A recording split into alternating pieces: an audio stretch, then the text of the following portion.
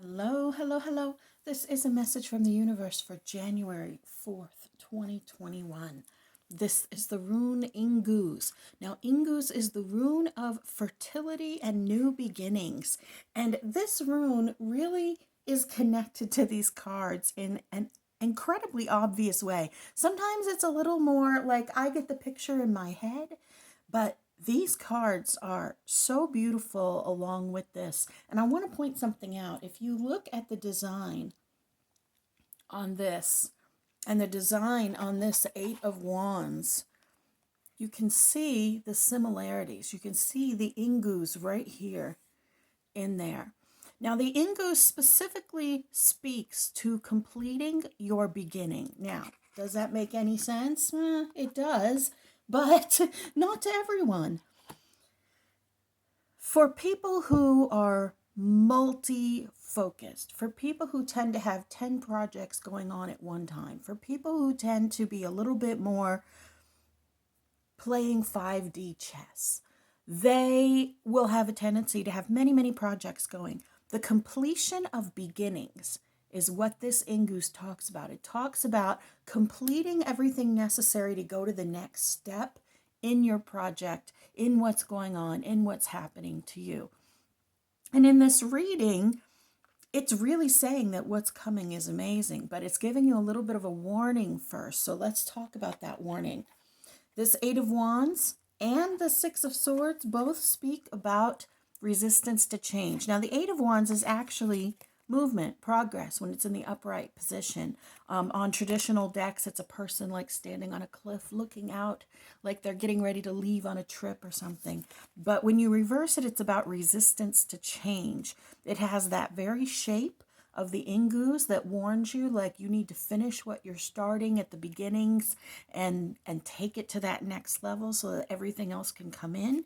And then we have this Six of Swords that also talks about being resistant to change. And if we add one more onto it, this Wheel of Fortune. Now, the Wheel of Fortune spins for everyone. But the Wheel of Fortune, when it is reversed, it does, some people think, oh, it means bad luck. So it's supposed to mean like good luck on this side, bad luck on this side. I don't buy into that. That's not how I interpret the cards. When I see a Wheel of Fortune reversed, it's about there is something in you that is blocking the free spinning of what's coming to you.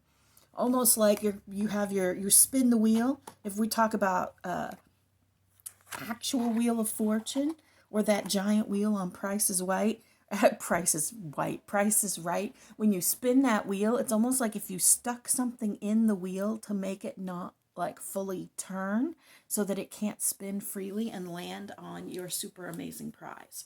So what is that thing that we're sticking in there? Resistance to change. Resistance to change. We have to remember that where we want to go looks different than where we are now. And the way to get to where we want to go is to change where we are now. And that means that you must have change. When I say looks different, I don't necessarily mean get a new house, get a new room, change the paint on your walls. That could be part of it.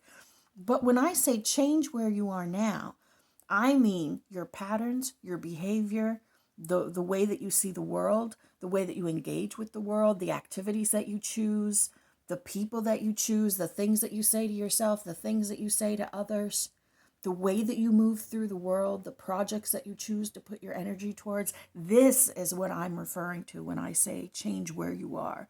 Because here's what's coming.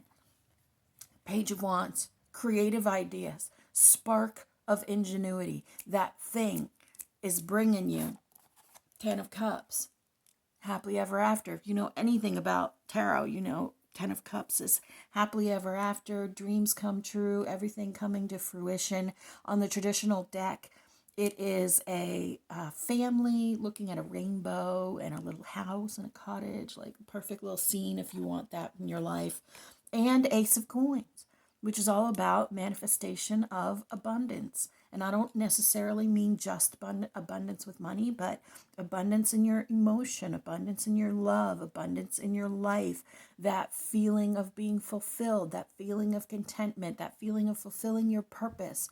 All of that comes when you stop being resistant to change, when you start to recognize that change is a positive factor in growth, and when you release the fear that comes along with change, when you trust that the universe is going to catch you when you leap.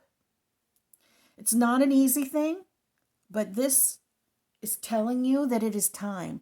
Remember that we are in a brand new astrological age, and we are in a brand new manifestation space. And so your words, your actions, and the things that you say are much, much stronger than they were. So please be sure to be aware of that when you are speaking with yourself, when you have your inner narrative going on, when you make the choices in your life, and when you take actions.